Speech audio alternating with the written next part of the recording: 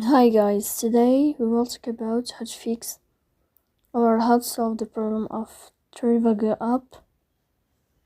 We click on settings. Here you can click on apps, default apps, app settings. On above you can search about Trivago app and you will enter. Then you can click on first stop and you can click OK. Here we'll enter to the window of storage. Then you can click on clear cache.